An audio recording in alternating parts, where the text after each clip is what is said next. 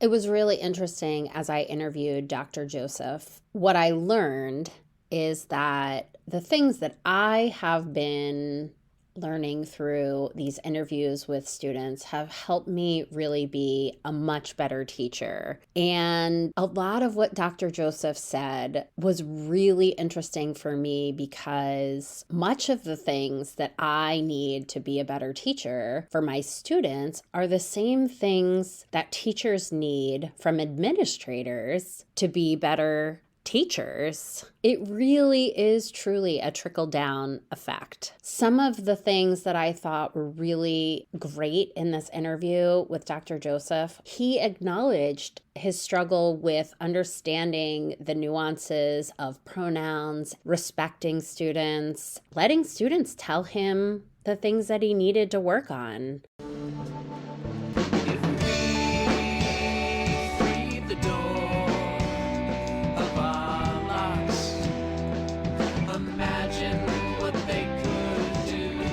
Welcome to the podcast Education Unimagined, where we give students an opportunity to share their voice in a system where often their voice is unheard. I ask them to share their experience and advice on how we can improve the experience for everyone. I'm going to start with welcoming you, Dr. Joseph, to the podcast Education Unimagined. And I would love for you to begin by giving us a little intro to who you are and what your goals are for your educational experience. Wow. I love your title, Education Unimagined. I think we're still educating 21st century kids with 20th century models, which is not good, obviously. I don't know how well we're preparing them for the world that they're going to live in 2040, 2050, 2060. So I love your title. I do think that we, in a lot of ways, as a K-12 community, missed a golden opportunity to rethink how we're educating our kids during the pandemic. And instead of imagining a different way of educating our students, I think we're trying as much as possible to just go back to the status quo, which is not good to me. I've been in K-12 education since 1994. I started off as a teacher and a coach. Truthfully, did not have any intentions on being a K-12 educator. I actually wanted to be a lawyer. I was a pre-law major in college, and I had the opportunity to sub. I really loved it. I just felt like I was a fish in water. I knew how to manage a class. I knew how to connect with the students. And it was just something that was super natural for me. I just felt like it was something that I really loved. Also, an opportunity to coach. And I really felt like I was in heaven. But I was conflicted, obviously, because all of my life, I just thought I was headed toward being a lawyer one day. I actually went to law school for 1 year. I'll teach for a year and then I'll go back to law school. So, Lorraine, I guess I'm still in deferred status because I never made it back to law school, and that was 28 plus years ago. I taught for 12 years before I became an administrator. And for the last almost 17 years, I've been a school administrator. This is what I was put on this earth to do, and I love it. When I was a teacher and a coach, I was having an impact on my classroom and on the teams that I coached. Now, as a school administrator, I have over 1,200 students and over 100 staff members. I feel like I'm having a greater impact on students and staff members' lives. I think your journey is not unique. And I think a lot of teachers who find themselves not struggling with classroom management, it's because they're able to forge and build those relationships with Sure. students. And you alluded that is a natural tendency for you to be able to build those relationships. Yeah, it's important. So, speaking of relationships, tell me how you build relationships with students now that you're not in a classroom as an administrator. How do you build relationships with students?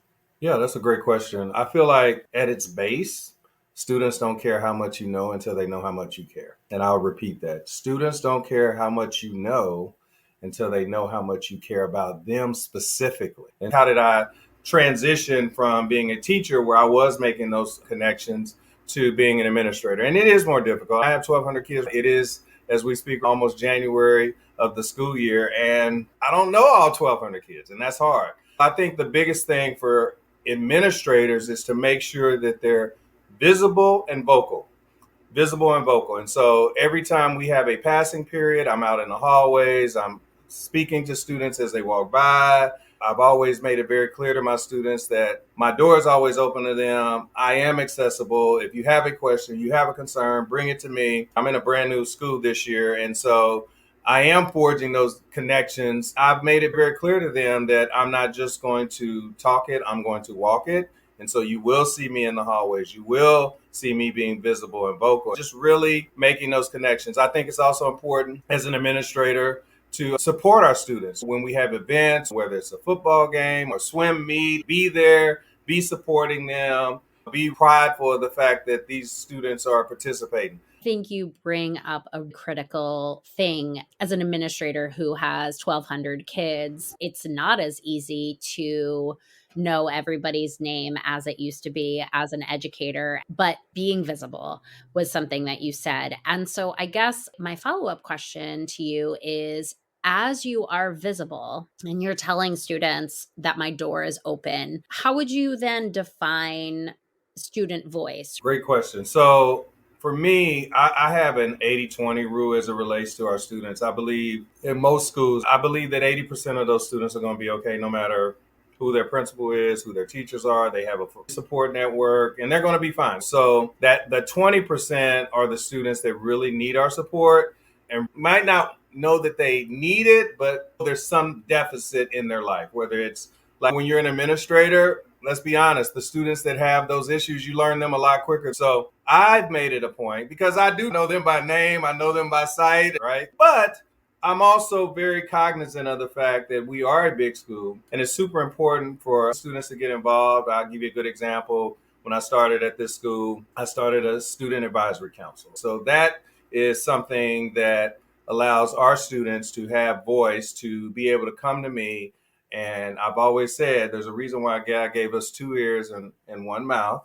We should listen twice as much as we speak. And so it's very important for me to allow them to run that group. And they're asking me questions. They're setting the agenda. They're bringing up issues that concern them because what concerns us as adults might not necessarily concern students. Very important to also make sure that everyone is represented in the group. The very first meeting we had, is everyone that should be represented by gender, by race, by socioeconomic, by LGBTQ? Is everyone that should be in the room represented? It is important to have groups like that in schools and to give students voice, and not just at the high school level, but this can be extended down to middle school as well as elementary. It's a small group, 15 students, but it also is representative of our entire student body. But we also have class meetings where there's a Q&A at the end of those meetings. So it gives students an opportunity to ask me and other administrators.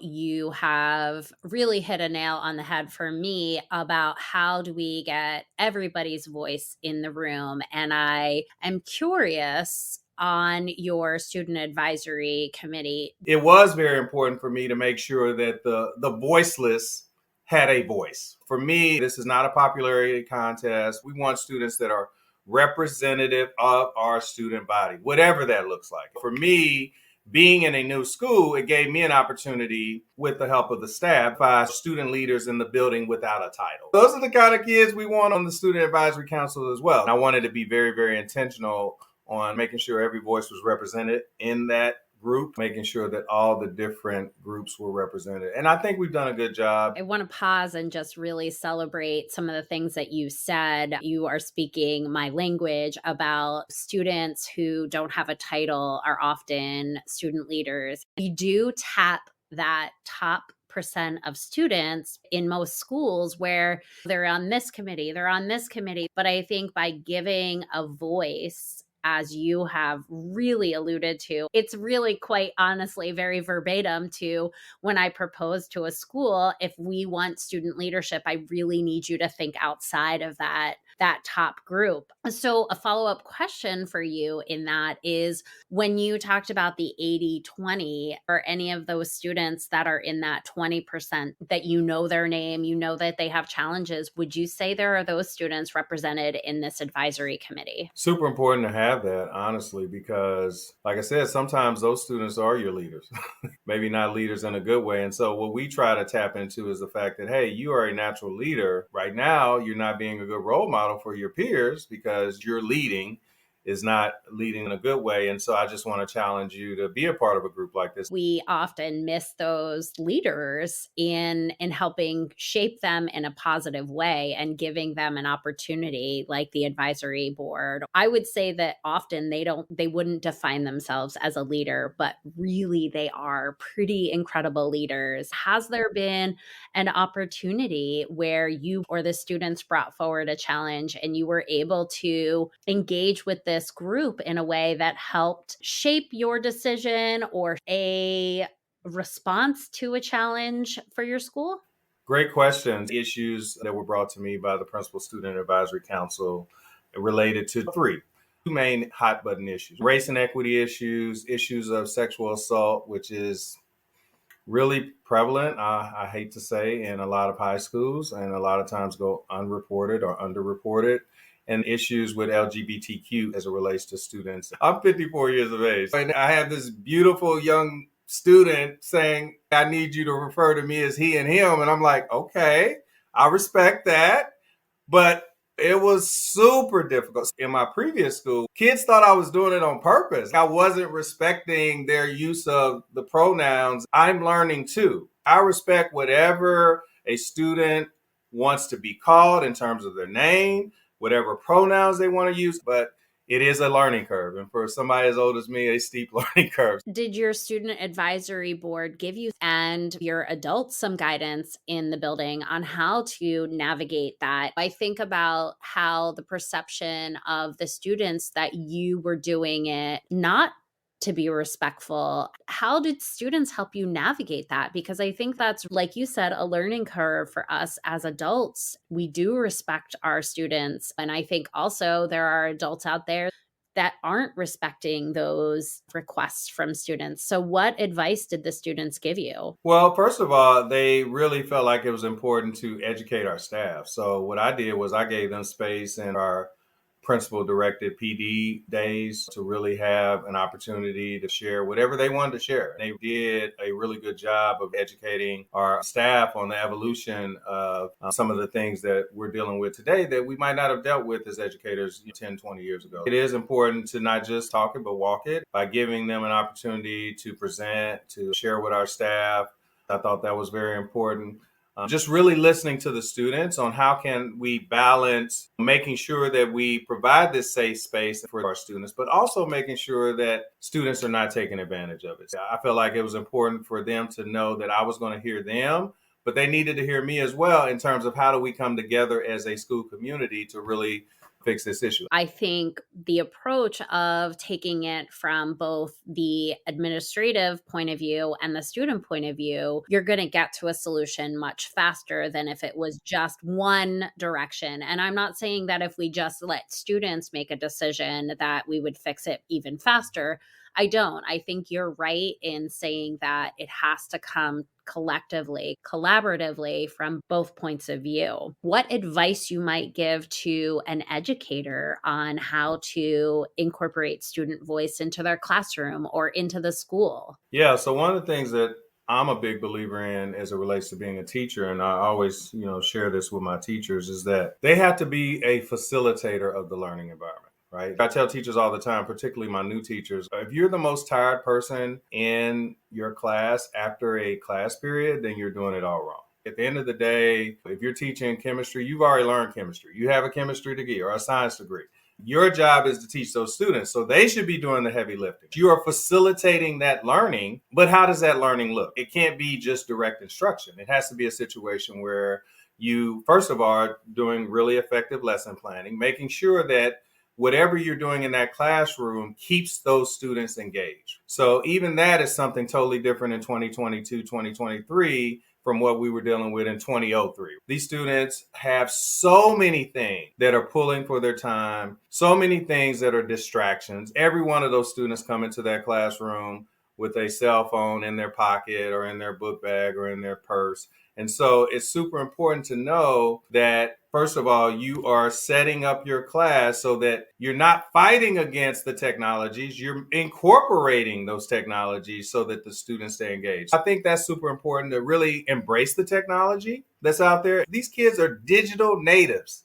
They grew up with this technology. Teachers have to embrace the technology. They have to make sure that they are effectively planning their lesson. You cannot fool kids. They know when you're shooting from the hip. They know when you're not prepared. They know when you're just kind of winging it. And that's not helping those students become engaged. If I can be honest, I wish I had had an administrator like you, because I saw myself as a facilitator and my classrooms looked messy and they looked loud. And I think for me, I wish I had had somebody who celebrated the use of embracing all of the things that were happening, because I still feel that there is a lot of prevention in my classroom from the top saying, we don't want students to have this, we don't want students to have that. And one of the last things that I did before I left the classroom was I asked my students to engage with me on a class charter. What do you want this classroom to look like? How do you want to learn? How do you want me to help facilitate your learning and educate you? And I think for me, that was one of the greatest things that I did as an educator. And it wasn't until very late in my career. It's about building relationships. You're building a relationship with your educators. And I really applaud that. What advice would you give to another administrator who says, Dr. Joseph, that seems counterproductive, or that seems really hard to engage students that way? I like having the control that I have in my school, and it seems to work really well for me. What kind of advice would you give to that administrator? I get it. As an administrator, you want to make sure that things are decent and in order, and that's just not the world we live in. Again, like I said, we have to be willing as adults to adapt. What worked in 2000 might not work in 2023. And so when I go into a classroom and I see a classroom that is, quote, messy, I don't look at it as messy. I look at it as organized chaos. It's chaos in a sense, but it's organized and the teacher is still facilitating what's going on. It really does come back to what I was stating earlier. You have to plan well for this. You can't be winging it. If you're winging it, it's not going to be organized chaos. It's going to be just chaos, right? If you have stations, if you have centers, if you have groups, it just needs to be hopping and you need to have a set plan. I'm not saying you have to stick with it lock, stock, but it does need to be a situation where you do have a plan. And if you need to pivot, you can pivot, right? But you can't pivot from one thing to another if you don't have a plan to pivot to. So I think it is important, again, on the front end to do what needs to be done from a lesson planning standpoint, and then you'll be fine. But as an administrator, I feel like it's important for our principals and our leaders in our schools to encourage that. If you don't encourage that, then Mr. Smith, who's been teaching for 30 years, is not going to change. It's important for us to not only encourage it, but also be willing to model that. A lot of times, school administrators are not willing to kind of roll up their sleeves and kind of model what that looks like. That's one of the things that we're really pushing for as well, is just making sure that we're not only inspecting what we expect, but also being willing to model for those staff members that need that additional support. Because that 80-20 rule applies with staff too. It's not just with students. I also think we need to always remember that as staff, we are just the caretakers. Schools in a lot of cases have been around for years, and in some cases over 100 years. And so they've had many teachers come through those buildings. They've had many administrators come through those buildings. So that school was successful or existing before we came into that building, and that school is going to be existing after we leave that building. So I am a caretaker in that building, and it is important for me to make sure that I provide whatever is necessary to make sure that we have a successful school day, school week, school month, school year. How that looks is ever changing. What we need for the first week that we get back might be totally different from what we need in May. So it's very important for us to be willing to be flexible, to adapt, and be willing to grow and learn. That's what this is all about. If we're truly educators, we don't need to stop learning. We need to keep learning as well, just like we're teaching our students the same concepts and principles. So I think it's very important for us to embrace that as well. We're still learning, we're still growing, and we can't be stuck in 1995. If we're willing to grow, learn, adapt, then it makes it much easier for us, if we're being honest. But we're creatures of habit as human beings, and change is hard sometimes. But I feel like the teachers, the administrators, the staff that embrace that change are the ones that are the most successful. Yeah. And that goes back to something you said early on in the interview about teaching with a 20th century focus and really not being current with our type of education practices. I want to thank you for your time. I think you have a lot of valuable insight. Thank you so much. Thank you for having me on the show. I'm happy to be a part of whatever I can do to contribute to the K-12 space. Tell me how people can find you if they are interested in collaborating with you or getting some guidance from you on how to improve their own practice. The best way to reach me, truthfully, is through LinkedIn and just search for Dr. Joseph Williams III. That's 3 I's at the end, Dr. Joseph Williams III. And I'm always talking to educators, not just in the US, but the world. I feel like we're the greatest profession in the world, and we truly don't do enough collaborating across states and districts. And I'm happy to contribute to this space in any way that I can. That's awesome. And I will put all of that information in the show notes for people to reach out to you. And I think that I know myself by doing this podcast, I've learned so much. And I think because you do your show, you have probably elevated your own practice by collaborating with people, like you said, all over the world. And I think education can be really isolating. Sure. And I think the more we talk to each other, the more we learn and the more we advance. So 100%. Yep. You're so right. I want to share an analogy about a basketball team. If you are creating a basketball team, the likelihood that you are going to stack your team with natural basketball athletes is pretty slim. You know, as a coach, that you have to train athletes to become better athletes. You have to coach them. You have to guide them. Leadership is the same thing. We have to train leaders. We have to guide leaders. We have to coach leaders. And if you or somebody you know is someone who could use some of those leadership trainings, I want to work with you. I want to work with students. I want to work with schools. I want to develop leadership and change the belief that leaders are born and that all leaders need a title. You can reach out to my website, Peers Not Fears, to find out more of the services that I offer. If you haven't already, please subscribe to the podcast Unimagined. The theme music for this podcast, Unimagined, was written and produced by another fellow educator, Keith McClendon.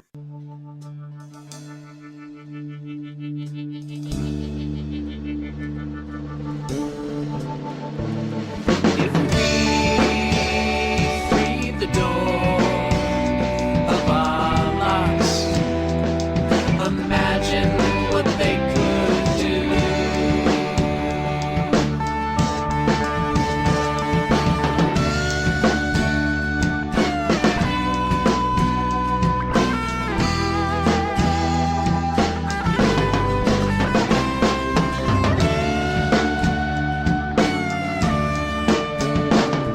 When we clear the floor of the obstacles, imagine what they will do.